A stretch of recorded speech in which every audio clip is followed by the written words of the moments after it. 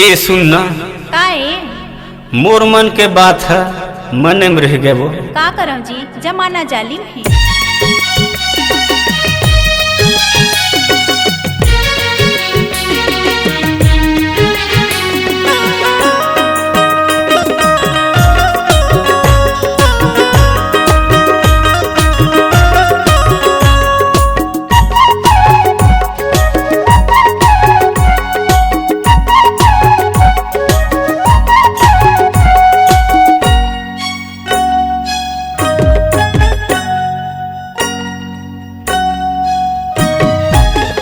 तोर पैरी के धुनला सुनत रे थो गोरी कब आही के रस्तला देखत रे थो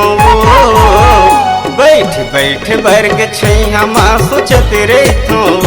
बैठ बैठ भर के छैया माँ देखत रे थो ना तोर पैरी के धुनला सुनत रे थो गोरी कब आही के रस्तला देखत रे थो बैठ बैठ भर के छैया माँ सोचत रे थो बैठ बैठ भर के छैया माँ देखत रे थो ना।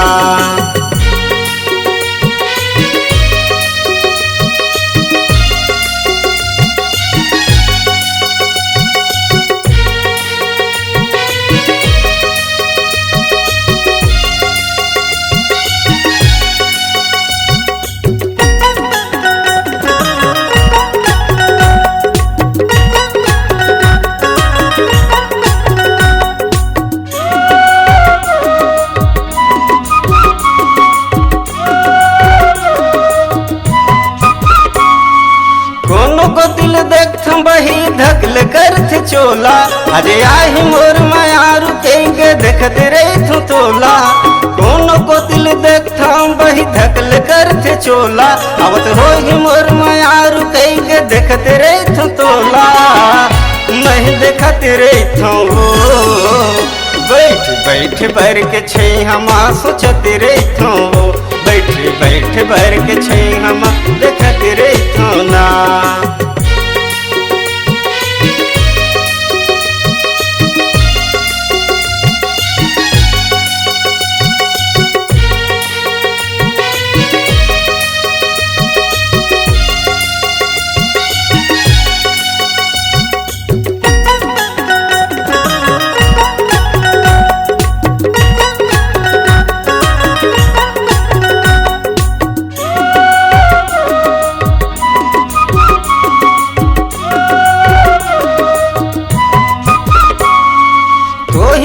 मैं जान रही हूँ जिंदगी के संगवारी काज न मैं देख बैरी बन जाही निर्मोही तो हिला मैं जान रही हूँ जिंदगी के संगवारी काज न मैं देख बैरी बन जाही निर्मोही मैं गुनत रही थो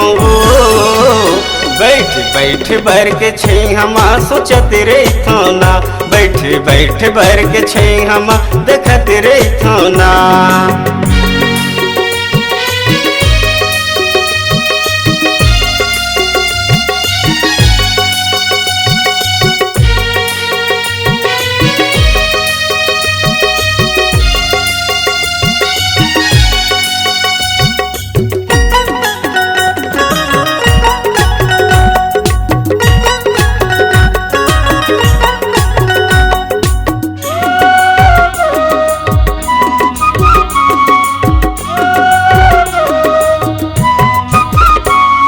मयारू के माया ने मिलिस तरस गमर चोला कौन बरी के सज है आज मिलत है मोला मयारू के माया ने मिलिस तरस गमर चोला कौन बरी के सज है आज मिलत है मोला मह गुनत रे थो